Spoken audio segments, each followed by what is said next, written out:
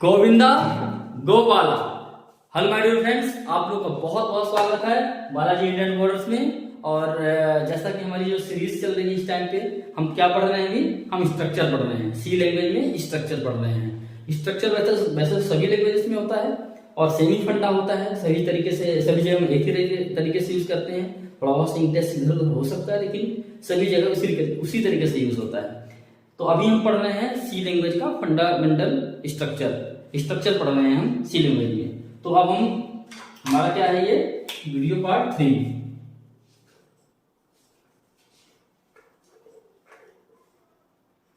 Structure part 3 जो हमारे structure का क्लास है वो पार्ट 3 है। इस पार्ट 3 में हमारा क्या है, आज हम क्या पढ़ेंगे, इनिशियलाइजेशन। हमने क्या पढ़ा था पहले, डेफिनेशन डिक्लेरेशन पढ़ा था। कैसे हम डेफिनेशन करेंगे, कैसे डिक्लेरेशन करेंगे, कैसे उसको हम एक्सेस करेंगे, एक्सेसिबिलिटी कैसे करेंगे। अब हम आज पढ़ेंगे थोड़ा सा क्या, इनिशियलाइजेशन। हम इनिशियलाइजेशन कैसे कर सकते हैं, कितनी तरीके से कर सकते हैं। तो हमारा जो है आज का टॉपिक क्या है,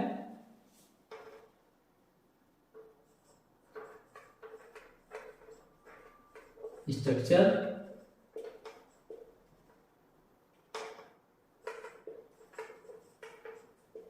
इनिशियलाइजेशन। Structure initialisation. तो हम स्ट्रक्चर इनिशियलाइजेशन मींस हम उसको इनिशियल वैल्यू दे सकते हैं, उसको हम वैल्यू देकर इनिशियलाइज कर सकते हैं। कैसे कैसे हम कर सकते हैं ये हम इसमें बताएंगे। तो हमारा क्या है, पहला हम क्या करते हैं, हम इसका एक सिंटेक्स लिखते हैं पहले। तो सिंटेक्स हालांकि 3 तरीके से होता है, हम इसको 3 तरीके से हम इसको इनिशियलाइज कर सकते हैं। तो हम पहले लिखते हैं क्या, जैसे हमारा एक स्ट्रक्चर होता है, हमने क्या किया, स्ट्रक्ट एक्स वाई जी हमने नाम लिखा और ऐसे करके यहां से हम कॉलम यहां पे लिख दिया, ठीक है ना। अब इसको एक्स वाई जी हम लिख करके हम इसको जो है तो एक तरीके का तो ये हो गया। दूसरा क्या होता है कि हम स्ट्रक्ट यहां पे हम नाम ना लिखें और सीधे उसकी बॉडी लिख दें और लास्ट में हम लिख दें एक्स वाई जी और जो वैल्यू देनी है इसमें हम जो भी डालना है वैल्यू वो डाल दें और सीधा होता है। तो इस तरीके से 3 तरह के होते हैं। तो हम तीनों को अलग अलग करके बताते हैं इनिशियलाइजेशन में। पहला, मान लीजिए कि मैंने जैसे आपको डिक्लेरेशन और उसमें एक्सेस के लिए बताया था, उसी तरीके से ये भी है।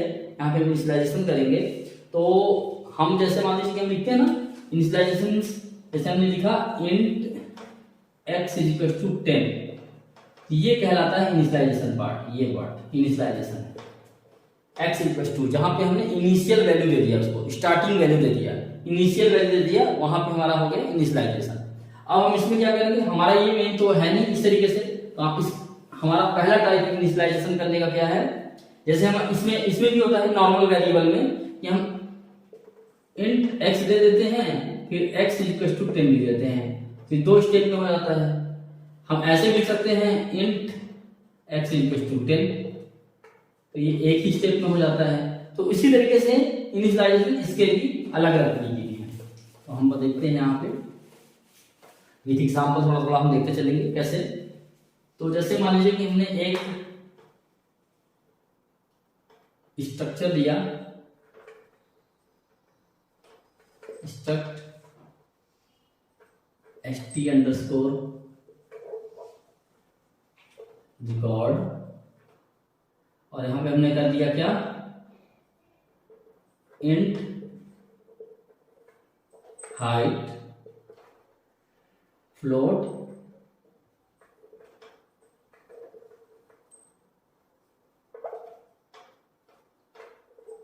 विड्थ। हाइट और विड्थ एक हमने एसपी रिकॉर्ड स्टैंडर्ड रिकॉर्ड मांगा गया, कोई स्टैंडर्ड रिकॉर्ड है जिसमें हमारा क्या है, इंटीजर हाइट है और फ्लोट विड्थ है। हमने ये हमारा एसटी रिकॉर्ड का एक बना, इसमें हमने सेमीकोलन लगा दिया। अब हम इसको चाहे बाहर डिफाइन करें मेन फंक्शन के, चाहे अंदर डिफाइन करें, हम कहीं भी यूज कर सकते हैं। जैसे मान लीजिए कि इसके बाद हमने लिखा मेन लिखा, और यहां पे हमने क्या किया, स्ट्रक्ट st रिकॉर्ड, ठीक है ना। हमने यहां पे लिखा structure st record equals to, दो हमारे फील्ड हैं, एक हाइट है, हाइट हमने दे दिया 10 इंटीजर है, और फ्लोट दे दिया हमने 30 विड्थ दे दिया 30.5, और ये सेमीकोलन दे दिया। ये जो हमारा है पार्ट इनिशियलाइज कर रहा है, तो पहले तरीके का क्या है कि हमारा मेन से बाहर लिखा हुआ स्ट्रक्चर और उसको हम अंदर लिख रहे हैं, इसको हम यूज कर रहे हैं मेन के अंदर के, ठीक है। तो ये हमारा पहले तरीके का स्ट्रक्चर जो हम जनरली यूज करते हैं, कॉमन यूज, ये कॉमन यूज है। ये वाला जो है एग्जांपल मैंने आपको बताया, ये कॉमन यूज है। स्ट्रक्चर जो है तो मेन से बाहर है या अंदर है, don't matter, it's doesn't matter. हमने बाहर लिख दिया है, हालांकि यहाँ पे क्यों लिख दिया है बाहर, क्योंकि ये आने वाले आपके टाइम में जब आप प्रोग्राम बनाएंगे तो हो सकता है कि आपके कॉम्प्लेक्स प्रोग्राम बने। तो कॉम्प्लेक्स प्रोग्राम जो बनते हैं तो उसमें हमारे क्या होते हैं कि हम जो मेन से जितनी चीजें हम बाहर लिख सकें उतनी चीजें हम बाहर निकाल दें, जिससे कि डिपेंडेंसी कम हो जाए, और हम उनको कहीं भी लिख सकते हैं। इनको हेडर फाइल में जब हम हेडर फाइल पढ़ाएंगे, बताएंगे आपको, तो तब भी इनको हम यूज कर सकते हैं। तो इस तरीके से हम खुद भी हेडर फाइल बना सकते हैं, कस्टम हेडर फाइल। तो इन चीजों को हम यूज करके और एक अच्छा फंक्शन, एक अच्छा प्रोग्राम तैयार कर सकते हैं। इसलिए मैंने मेन से बाहर लिखा, ये जनरली यूज होता है, हमेशा यूज होता है, और ये हम तब ही यूज करते हैं जब हमारे एक बार से ज्यादा यूज होना हो। जो हमारा स्ट्रक्चर है एक बार से ज्यादा अगर हम इसको कॉल करेंगे या करना है हमें, और ज्यादा हमें यूज करना है, तब हम इस तरीके का एग्जांपल हम यूज करेंगे, ये वाला चीज यूज करेंगे, जिसमें हम स्ट्रक्चर हमारा पहले बाहर हमने कर दिया है, ये पार्ट हमारा बाहर है, और इसकी कॉलिंग यहाँ पे हो रही है मेन के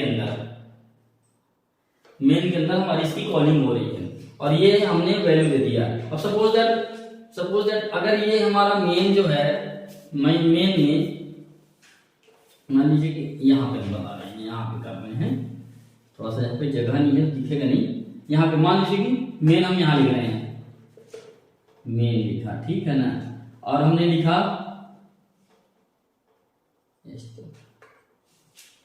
struct st underscore record rec 1 equal to, और इसमें वैल्यू डलवा दिया हमने 10 20.5। एक हमारा हो गया। दूसरा हम फिर से तुरंत यूज कर लिए, struct st underscore record rec 2 equal to, हमने वैल्यू दे दिया यहाँ पे 40 19.09 दे दिया हमने, ठीक है, सेमीकोलन। इसी तरीके एज ऑन हम दे दिए। ये जो है एक बार जाएगा, इसके साथ हाइट में वैल्यू 10 सेट होगा, यहाँ पे 10 होगा, और यहाँ पे वैल्यू होगी 20 सेट होकर के इनिशियलाइज हो जाएगा, 20.5 इनिशियलाइज हो जाएगा, और वैल्यू हमारे पास रिकॉर्ड 1 में जो है, जो दिखेगा हमारा कैसा दिखेगा, रिकॉर्ड वन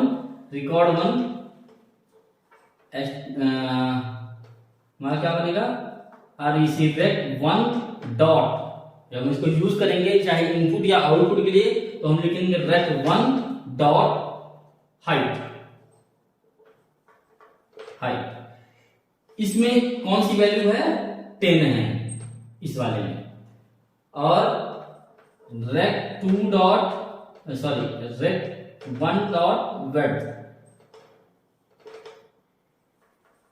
वर्ड, इसमें कौन सी वैल्यू है, 20.5।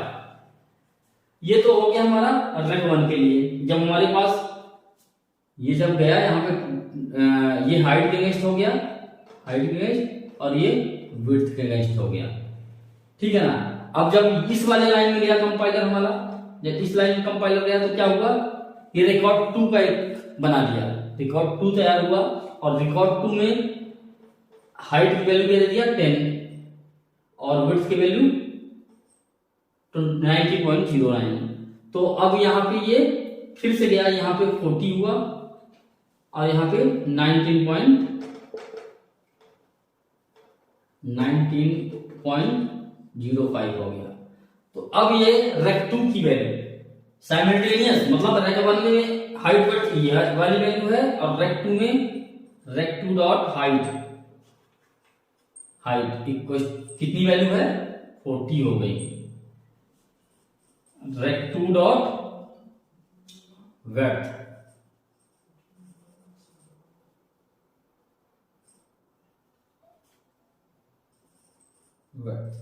इसमें कितनी हो गई, 19.05।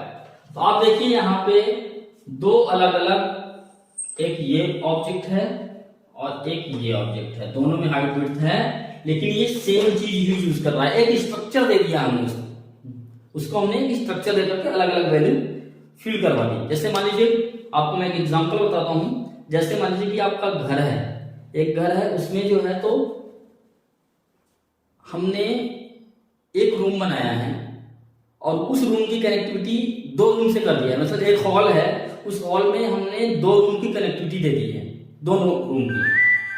तो पहला रूम जो है तो फर्स्ट रूम में भी आकर के उस हॉल के कंटेंट को यूज करेगा और अपनी वैल्यू सेट कर लेगा, और दूसरा रूम का भी जो है तो अपना उसको एक्सेस करेगा हॉल 2 की चीजों को और अपनी वैल्यू उसके अकॉर्डिंग रख लेगा।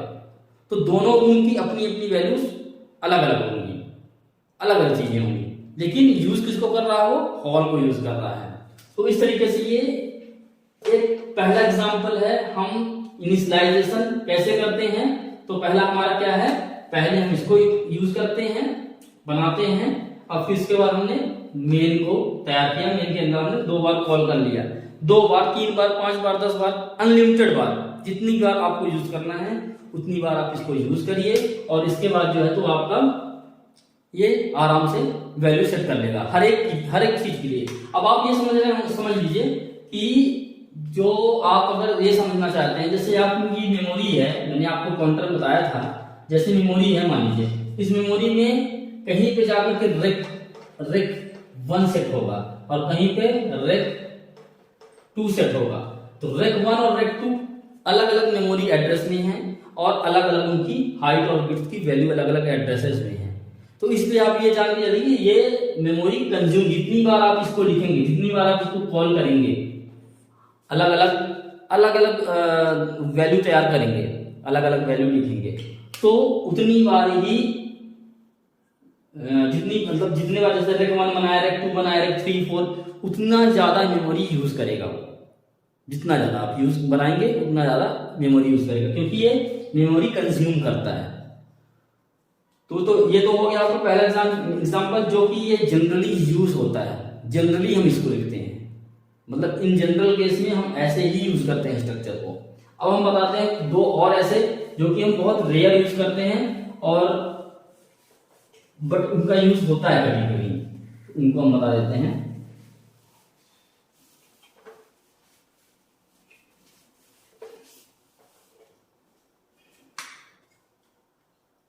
दूसरे तरीके का क्या है, दूसरा है आपका, आप पहले मेन लिखिए, मेन लिखा आपने, मेन के अंदर आपने स्ट्रक्चर लिखा,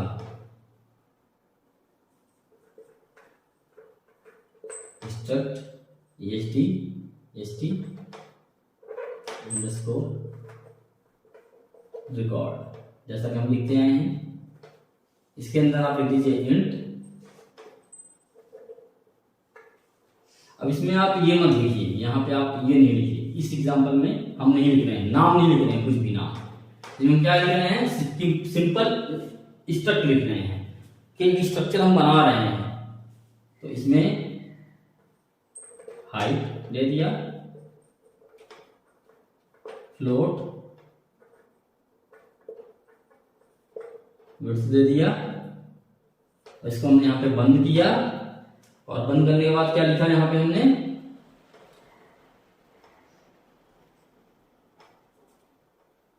st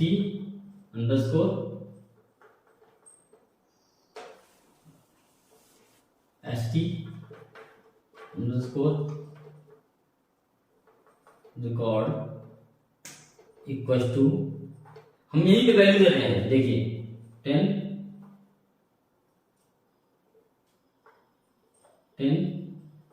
20.05, और ये हमने बंद किया, और ये हमारा मेन बंद हो गया। अब इसमें क्या समझा आपने, ये क्या समझा रहा है, ये आपको बता रहा है कि इसका हमने एक ही बनाना था, केवल हमें एक ही स्ट्रक्चर बनाया, उसमें हम डायरेक्ट वैल्यू सेट कर दी। इसका फायदा क्या होता है, कई बार हमें क्या होता है, रन टाइम में एक ऑब्जेक्ट बनाना होता है, उस ऑब्जेक्ट में हमें वैल्यू सेट करके आगे उसका यूज करना होता है, कंज्यूम करना होता है, और उसके अलावा कुछ नहीं। तो उस कंडीशन में हम इसको बनाते हैं इस तरीके की चीज, अदरवाइज हमें इसकी कम जरूरत होती है, कम से कम जरूरत होती है, बहुत रेयर केसेस में यूज होता है। क्योंकि ये एक ही बार यूज होता है, इसमें हमने कोई स्ट्रक्चर का नाम नहीं दिया है स्ट्रक्चर का, और यहाँ पे हम डायरेक्ट हमने स्ट्रक्चर रिकॉर्ड लिख दिया है। अगर हम इसको स्ट्रक्चर रिकॉर्ड ना भी लिखें, तो मान लो कि रक 1 लिख देते हैं यहाँ पे, अगर प्रीवियस एग्जाम्पल की तरह रक 1 हमने लिख दिया, तो ये रक 1 बनेगा, और ये इसी के थ्रू यूज होगा, मेमोरी में एक ही बार जाएगा ये। क्यों? क्योंकि हम इसके ऑब्जेक्ट और नहीं बना सकते हैं, इस नाम से हम नहीं तैयार कर सकते हैं। तो ये भी एक इनिशियलाइजेशन है। तो जो हमारा दूसरा है, इसमें जो मैंने यही आपको एक्सप्लेन किया कि इसमें मेन के अंदर जो हमारा स्ट्रक्चर है, हमने एक बार यूज करने के लिए इसको लिखा है, केवल एक सिंपल यूज के लिए मैंने किया हुआ है। और अब जो है तो हम क्या करेंगे इसमें, ये हमारा एक सिंपल यूज के लिए मैंने बता दिया। एक थर्ड टाइप का भी होता है जिसको हम यूज करते हैं इनिशियलाइजेशन में, वो भी मैं आपको बता देता हूं।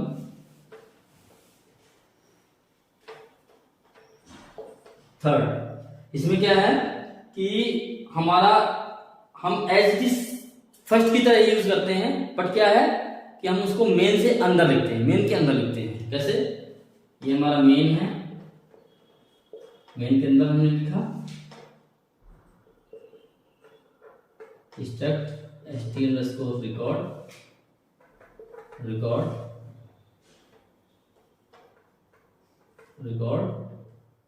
यहां पे हमने लिखा इंटीजर, हाइट, फ्लोट, विड्थ, और हमने इसको बंद कर दिया। और अब जो है तो इसी मेन में, क्योंकि हम मेन के अंदर कॉल भी मेन के अंदर कर रहे हैं हम इसको, तो हम क्या करेंगे इसमें मेन में हम इसको कॉल कर देंगे। कैसे करेंगे? यहाँ पे जैसे हम करते आए हैं, लिखेंगे struct st underscore record,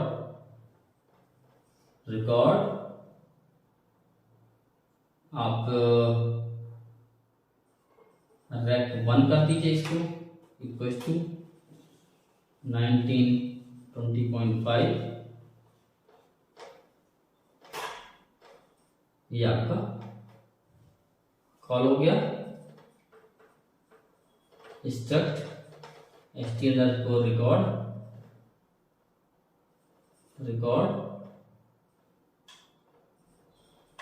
rect 2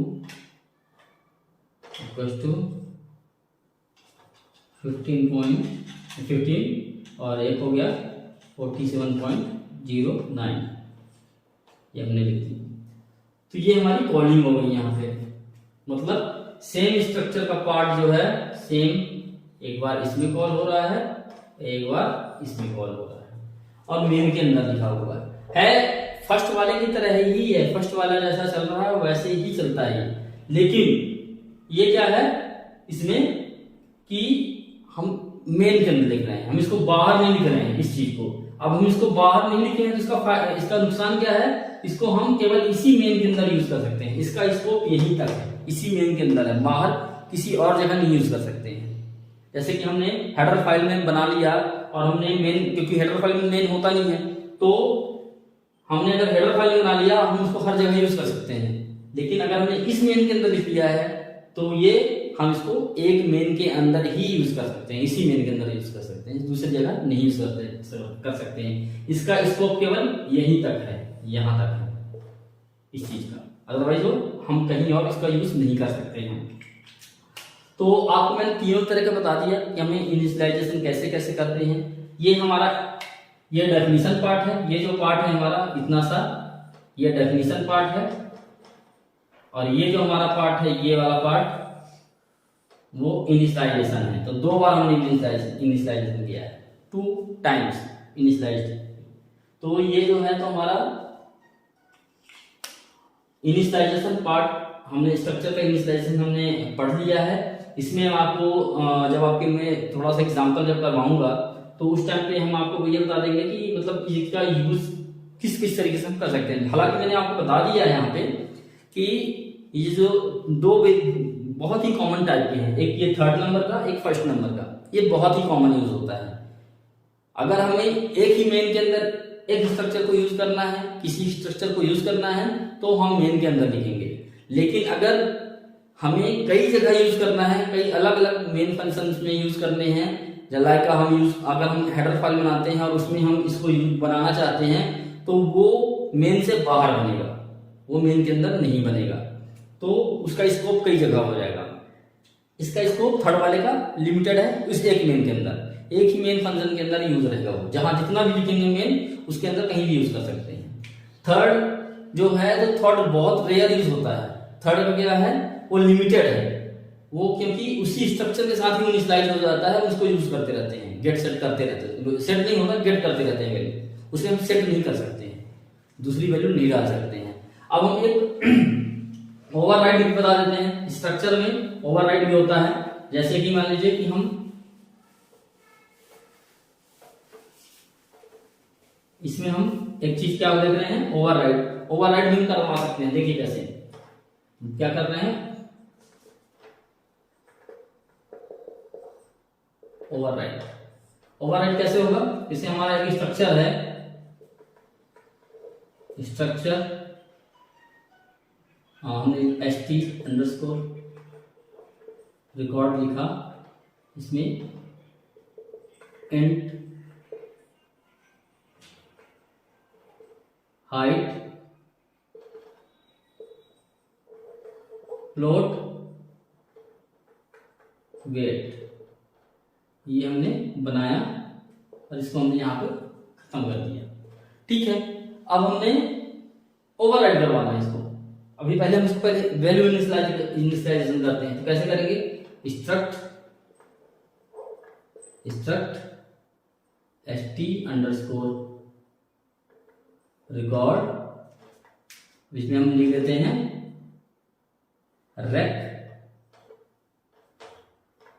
rec1 equal to rec1 में क्या है, इसमें हमने वैल्यू डाल दिया 1530.5,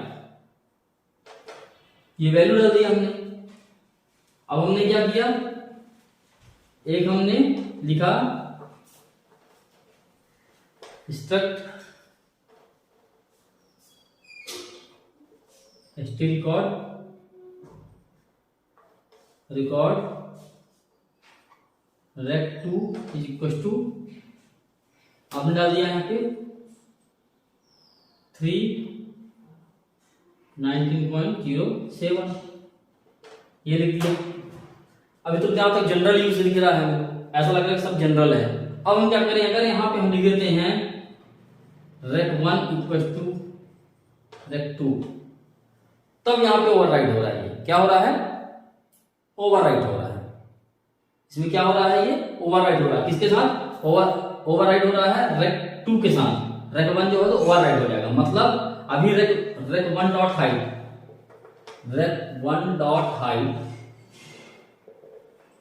इक्वल टू कितना है, 15 है। अभी rec1 डॉट वेट कितना है, 30.5 है। लेकिन जैसे ही ये लाइन हम लिखेंगे, इस लाइन के लिखने के बाद ये वैल्यू ओवरराइड हो जाएगी, किससे, rec2 के। rec2 में rec2 डॉट हाइट क्या है, 3 है तो 3 आ जाएगा, और rect2 डॉट विड्थ कितना है 19.057 है, जो भी 07, तो ये ओवरराइड कर जाएगा। ये कहलाता है ओवरराइडिंग, इसको हम कहते हैं ओवरराइड होना। ठीक है, इसमें क्या है कि ये वैल्यू को ओवरराइड कर रहा है। तो ये कंसेप्ट आपको समझ में आ गया होगा 100%। अब एक होता है क्या, हम एक और आपको यहीं पर बता दें, ओवरराइड के साथ ही क्या होता है कॉपी। जनरली आप तो ओवरराइड का मतलब भी जानते हैं, कॉपी का मतलब भी जानते हैं। आप जनरली हमेशा यूज करते हैं कंट्रोल-C, कंट्रोल रिप्लेस के लिए यूज कर देते हैं, कंट्रोल कॉपी के लिए यूज कर देते हैं। तो कॉपी और ओवरराइड का आप जानते हैं अच्छी तरीके से, बट स्ट्रक्चर के साथ कैसे होता है वो इस तरीके से होता है। ओवरराइड हमने यहाँ पे कर दिया। अगर हमने कोई एक स्ट्रक्चर लिया, मान लीजिए कि कोई एक स्ट्रक्चर बनाया, इसी एग्जांपल में आगे करते हैं,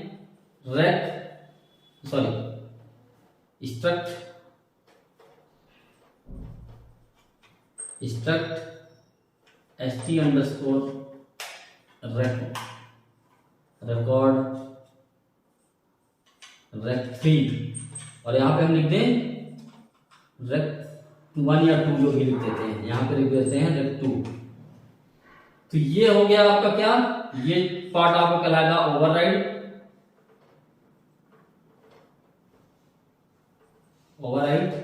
और ये पार्ट कहला गया कॉपी। कॉपी क्यों, क्योंकि हम rect3 बना रहे हैं और उसमें हमने वैल्यू डाल दिया rect2 की। तो मतलब अगर हम देखें इस टाइम पे, तो rect1 में भी rect2 की वैल्यू आ गई, और rect2 में तो rect2 की वैल्यू है ही, और rect3 में भी rect2 की वैल्यू आ गई। मतलब इस टाइम पे तीनों में एक ही वैल्यू है, rect1 में, rect2 में और rect3 में। एड्रेस सभी के अलग अलग हैं, अलग अलग जगह में स्टोर हुए हैं, अलग अलग उसके वैल्यूज हम निकाल सकते हैं, लेकिन अभी वैल्यू जो इस टाइम पे है एक बराबर हो गई है। क्यों, rect3 इक्वल टू rect2 कर दिया हमने। अब अगर मान लीजिए सपोज दैट इसी लाइन में मैं लिख देता हूं rect1 यहाँ पे, तो क्या होगा, rect1 लिख दिया तो rect3 में rect1 की वैल्यू जाएगी। तो जैसे यहाँ पे हमने क्या बताया कि ओवरराइड हो गया।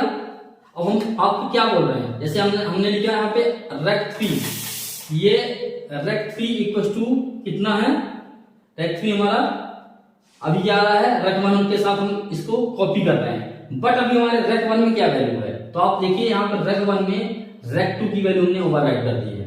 तो अभी भी वैल्यू यही है, सेम है, मतलब यही वैल्यू रहेगी सब में। क्यों, क्योंकि हमने rect1 की वैल्यू ओवरराइड कर दी है, और rect1 की वैल्यू हो गई है 3 और 19.07। तो इसलिए अब हम इसको ओवरराइड भी कर रहे हैं, तो हमारी वैल्यू सेम है। अगर हम इस लाइन को नहीं लिखते हैं, इस लाइन को नहीं लिखते हैं, ये लाइन हमारी अगर ओवरराइड वाली नहीं करते हैं, तो हमारे rect3 में क्या वैल्यू रहेगी, ये वैल्यू हो जाएगी। rect1 और rect3 में सेम वैल्यू हो जाएगी, और rect2 में ये वाली वैल्यू रहेगी। तो गाइस ये यहाँ पे क्या है, यहाँ पे कंसेप्ट क्या है, ओवरराइड और कॉपी का है। कॉपी का हो गया, ओवरराइड का करा दिया। इसमें आपको यही बताया गया है कि ओवरराइड अगर हम कर देते हैं तो वैल्यू कैसे चलती है। ओवरराइड मतलब क्या होगा, एक वैल्यू के ऊपर दूसरी वैल्यू ओवरराइड हो जानी, तो ओवरराइड हो गई यहाँ पे। और कॉपी का मतलब क्या होता है कि एक नई फ्रेश वो है, उसमें हम कॉपी कर देते हैं। एक फ्रेश है हमारे पास, जैसे rect3 है, फ्रेश है, इसमें कोई वैल्यू नहीं डली हुई है, और हमने rect1 की वैल्यू डाल दी है, तो वो फ्रेश कॉपी कहलाएगी। लेकिन अगर कोई एग्जिस्टिंग है ऑलरेडी और उसमें वैल्यू डली हुई है, और उसमें हम वैल्यू दूसरा रिप्लेस करवा रहे हैं, मतलब डलवा रहे हैं, वो कॉपी नहीं कहलाएगी, वो कहलाएगी ओवरराइड।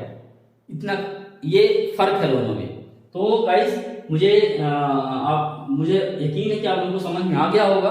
अगर नहीं आ रहा है तो इस वीडियो की लिंक में जाकर के, कमेंट में जाकर के मुझे बताइएगा इसमें क्या चीज समझ नहीं आ रहा है। और मेरे जितनी भी पीछे की सभी क्लासेस हैं, सभी का मैंने उसमें डिस्क्रिप्शन में डाल रखा है। आप किसी क्लास को स्टार्टिंग से, सी के स्टार्टिंग से लेकर के अभी तक का जितना है सबका डला हुआ है उसमें लिंक में जाकर के, तो उसके डिस्क्रिप्शन लिंक में जाकर के आप देखिएगा, उसमें सारी के सारी वीडियोस हैं। अगर कोई भी आपको चैप्टर समझ में नहीं आ रहा है, कोई भी चीज समझ में नहीं आ रही है, आप मुझे बेहिचक बताइएगा, मैं आपको उसका सोल्यूशन बताऊंगा, ये समझाऊंगा, जिस तरीके से बनेगा मैं आपको बताऊंगा उसको।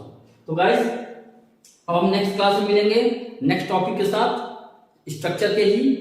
हम इसका जो है स्ट्रक्चर का एक थोड़ा सा हम प्रैक्टिकल भी करके दिखाएंगे इन चीज़ों को, ओवरराइड और जितने भी आपको मैंने आज बताए हैं क्लासेस में, इनिशियलाइजेशन के जितने भी टाइप बताए हैं, ओवरराइड बताया है, कॉपी बताया है, इन सभी को मैं जो है तो आपको एक प्रैक्टिकल के क्लास में सारा का सारा कवर करवाऊंगा। और उसके बाद जो है तो हम नेक्स्ट क्लास पढ़ेंगे पार्ट 4 उसका। तो पार्ट 3 का हम प्रैक्टिकल कराएंगे और पार्ट 4 में हम पढ़ेंगे नेक्स्ट आगे की चीजें पढ़ेंगे। तो गाइस मुझे यकीन है आप लोगों को समझ में आया होगा और हम नेक्स्ट क्लास में मिलते हैं। तब तक के लिए थैंक यू, बाय बाय।